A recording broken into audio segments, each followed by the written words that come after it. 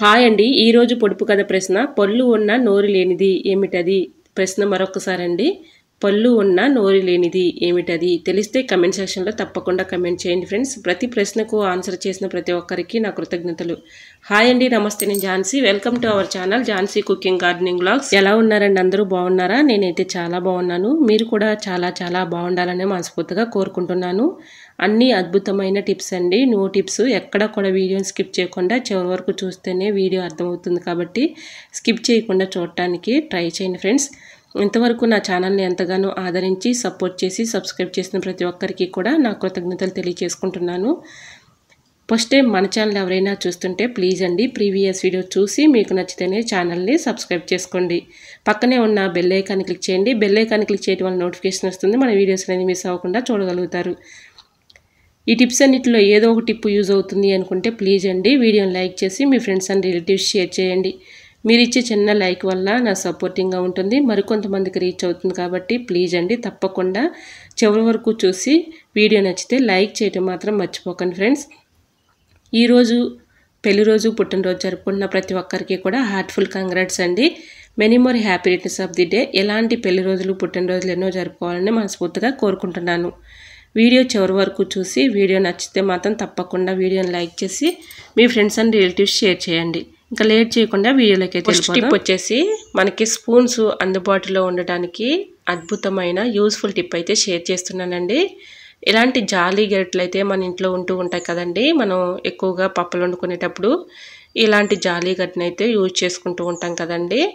ఇలా ఈ జాలీ గరిటెలో స్పూన్స్ అయితే ఇలా పెట్టేసుకొని ఎక్కడైనా ఒక మేకకి ఇది తగిలించుకున్నాం అనుకోండి, మనకు అవసరానికి హడావులు లేకుండా ఇలా స్పూన్స్ ఈజీగా తీసుకోవడానికి అందుబాటులో ఉంటాయండి.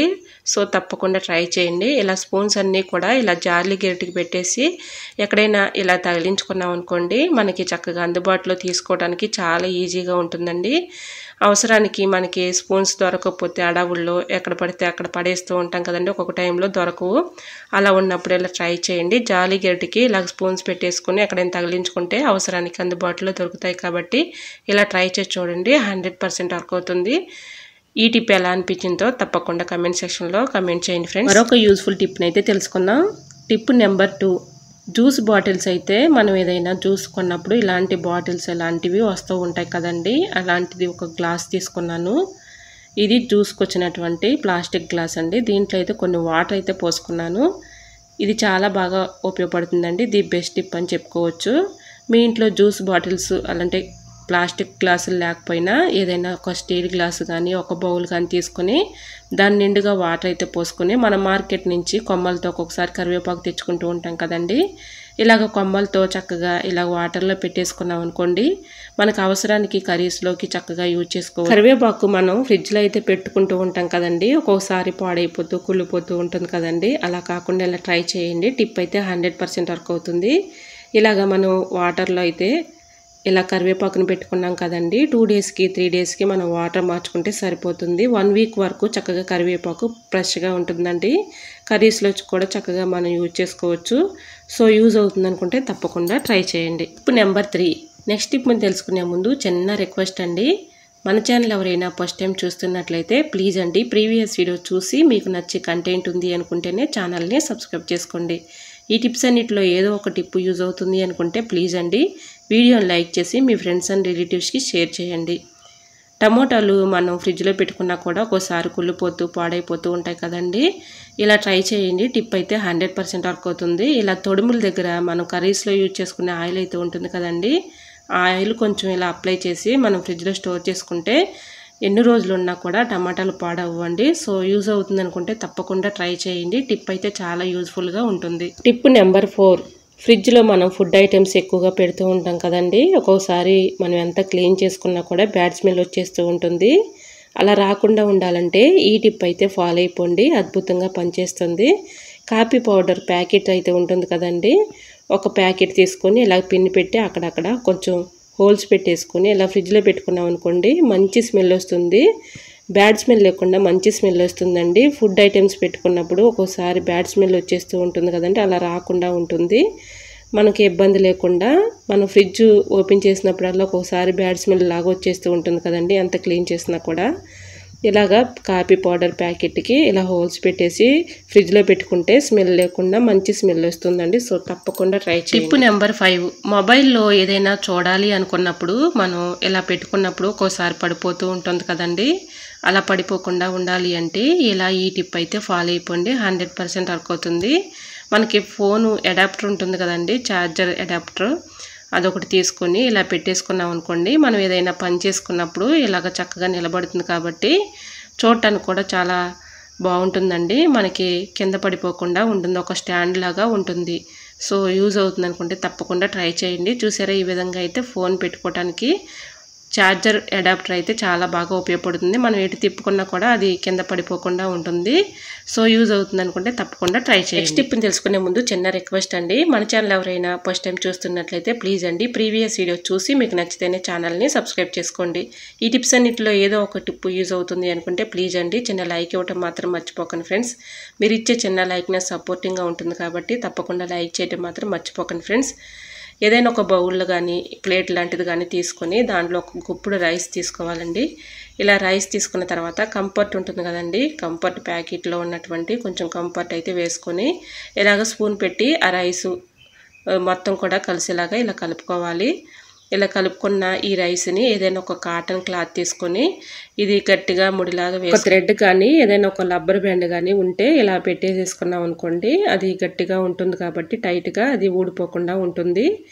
మన ఇంట్లో కబోర్డ్స్లో బట్టలు అయితే పెట్టుకుంటూ ఉంటాం కదండి, ఒక్కోసారి బ్యాడ్ స్మెల్ వచ్చేస్తూ ఉంటుంది. ఆ బట్టల కింద చిన్న చిన్న పురుగులు కానీ బల్లులు కానీ బొద్దెంకలు కానీ ఇలాంటివి తిరుగుతూ ఉంటాయి కదండి, అవి కూడా రాకుండా ఉంటాయి. బ్యాడ్ స్మెల్ కూడా ఉండదండి, నెగిటివ్ ఎనర్జీ కూడా ఉండదు.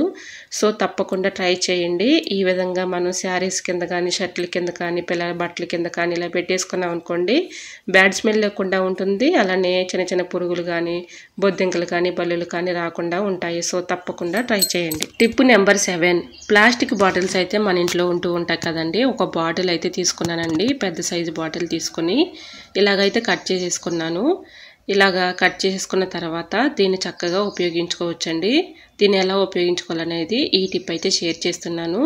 ఇందులో అయితే నేను ఇలాగా కట్ చేసుకున్నా కదండి, విమ్ జెల్ ఉంటుంది కదండి, విమ్ జెల్ అయితే ఇందులో వేసేసుకొని గిన్నెలు అయితే మనం కడుగుతూ ఉంటాం కదండి, విమ్ జెల్ ఇందులో వేసుకొని చక్కగా మనం గిన్నెలు రుద్దుకోవడానికి బాగుంటుంది.